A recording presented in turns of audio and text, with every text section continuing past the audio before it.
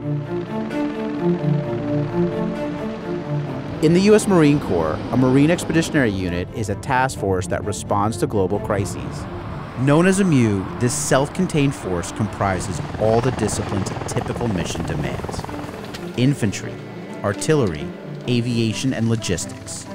When a MU is deployed, often at a moment's notice, they all come together, like well-oiled gears.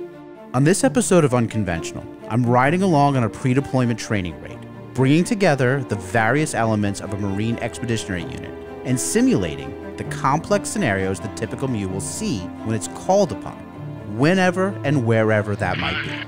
I'm Naveed Jamal, a journalist, a veteran, and a former spy.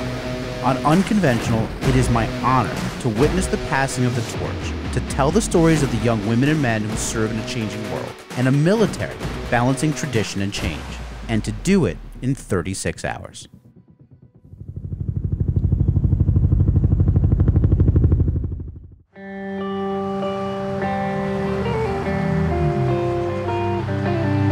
We are at Marine Corps Air Station, New River. We're at MCAS New River. We're heading to the flight line to see the aircraft that we're flying in today. So this should be interesting because it's going to be a raid. And the goal of this is to get these individual units to train together to become the MAG task force. But then secondly, this is meant to mimic if they were coming off the ship and launching a combat assault. We don't choose where or when. We get to choose if we're ready, and we will be ready when the call comes. The reality is nothing has ever changed from 1775 when we were actually, became the United States Marine Corps. We still 100% are the most competitive breed of service in the history of all services. Everybody has a role, and if we synergize those roles together, then we become the most badass fighting force on this planet. An important tool in the Marine Corps' aviation arsenal is the MV-22 Osprey. For the Marines, a tilt-rotor aircraft like the Osprey plays a critical role in troop transport and logistics. During the 36 hours I'll be embedded with the 24th Marine Expeditionary Unit, I'll be flying on an MV-22 Osprey while it serves its mission as a troop transporter and continues on to experience a training raid in the field. It's a complicated system.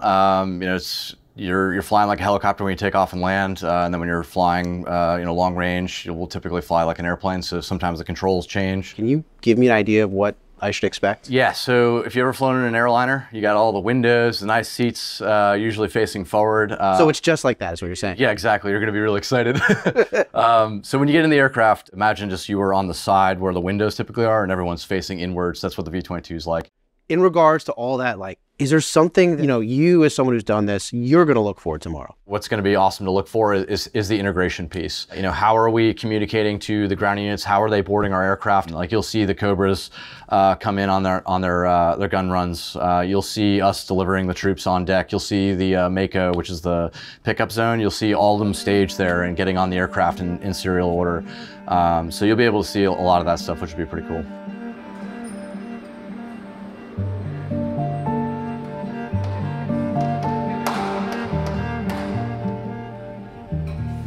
So this is the MV-22 Osprey. We're responsible for the fuel bags that are right above our heads. We're responsible for components outside of the engine, and then we have the intake section that we can mess around with a little bit, and the exhaust too. The maintenance is very, very important. We have a lot of safety procedures, so no matter what, we have to make sure all of it's done in the correct possible way, follow all the procedures and tasks that we're assigned to. So because if we don't do that, there's something wrong with it, the aircraft, it's not going to go anywhere. For those Marines, they probably never dealt with an Osprey before. So it's not, how does that work? I mean, are you sharing information with them as well? Yes, we all share knowledge together, work with each other, help each other. We're all one team, no matter where we're from, we're always gonna be one family.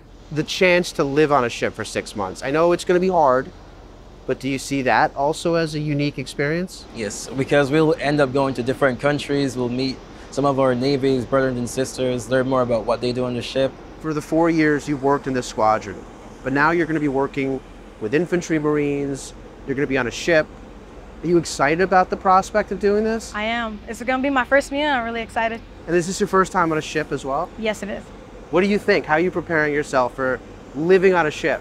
I go and talk to other people who've definitely experienced the MEU, and I get a little bit of insight, but I know everybody's experience is a little bit different. But is that part of the Marines, like this sort of adventure? Is that why you want to be here doing this? Yes, of course. Everybody likes a new adventure. How do you prepare those young Marines for leaving home for 6 months? So the biggest challenge in that is getting the Marines ready to not be in contact with their loved ones. In today's modern age, the constant contact is the norm.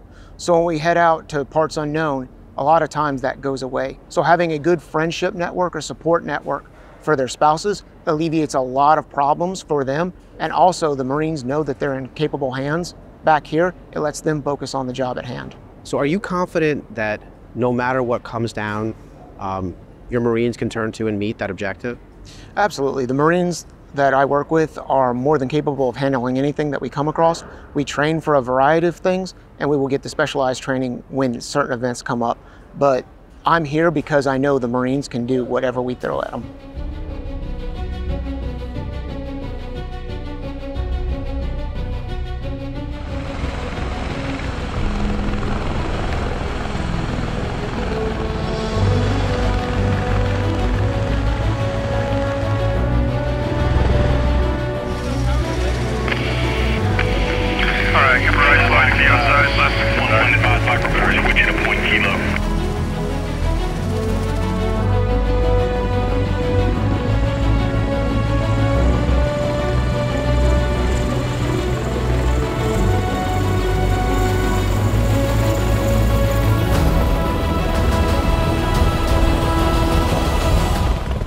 Took off, we landed in a field, and now we're loading up Marines.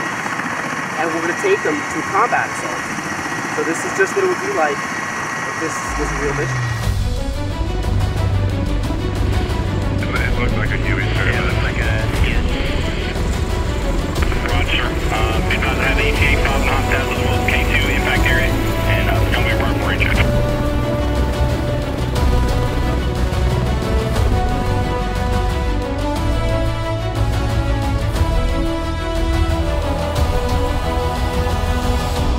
So we just got dropped off by the Ospreys, and what you see now is a Huey and Cobra, and they're just patrolling to make sure, like to provide top cover. In addition to that, they're going to float out and act as an ISR platform, which essentially means they're going to look for bad guys, so an intelligence collection platform. So it's not just the Ospreys, it's this whole team idea. We have infantry Marines, we have Ospreys, and then we have Hueys and Cobras, and that's just the beginning of how the MAG task force really just tries to come together. Pretty impressive, pretty exhausting. Not a Sunday ride, I'll tell you that.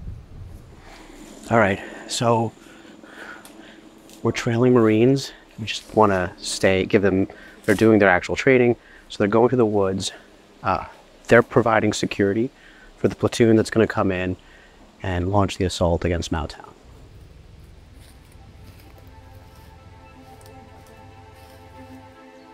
Behind me is the company commander.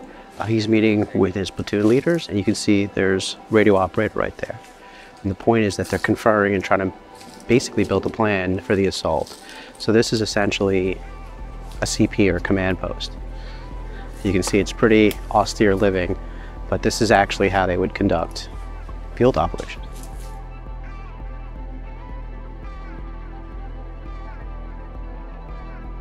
Is this like, does it feel like the MEU is sort of this culminating event of your Marine career? It's just a total different training experience working up for the MEU. It's just a total different experience, and you can be called at any time, and your ship can go anywhere, no matter what happens, and you are the first ones that are going to be there. Does that excite you? It does excite me. I joined the Marine Corps to do things like this. What is the advantage of having someone who's specialized in both infantry and air assets? The advantage is that I am a SME, so subject matter expert in all fields, air and ground, which makes the maneuver element easier. It makes the CO take that big weight off his back to make sure that his guys will be safe. So let me ask you the big question. Did you feel like you were effective on the raid in doing that? Oh yeah, I was very effective. Yeah? Very Is there something from that raid that stands out to you as something that you were perhaps the most proud of? Just how the company moved, way faster than any other company I've ever seen. So Aztec Company is definitely where I want to be and where it's at. The whole reason we exist is to support the Marines on the ground. Today it was daytime. The aircraft showed up on time. There was not a lot of fallout, and so we were able to execute very smoothly. Everyone here is going through individual training, but also training to do their job in this task force. How do you balance both? By being able to build up those skill sets, we're able to better support the overall mission. So they're all small pieces and individual actions that support the overall mission. We talk about the Marines being, savages and they look all hard all the time. But there's this incredible picture with this MEU, the 24th MEU, in 2021 at HKIA, and you have a rough, tough Marine from 24th MEU, BLT-18, that just saved an Afghan baby, and he's holding her like it's his own baby.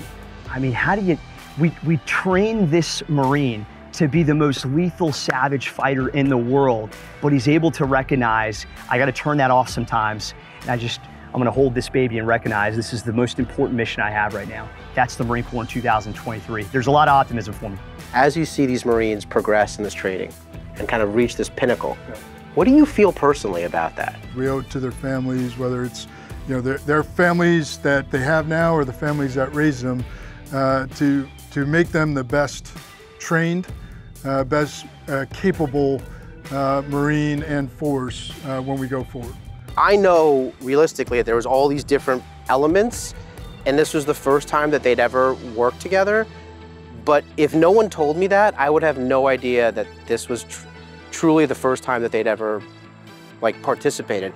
That this was the first time that there were Marines who actually flew on an Osprey. What's wild is, I think just like the Marines that we saw, I had no idea what to expect.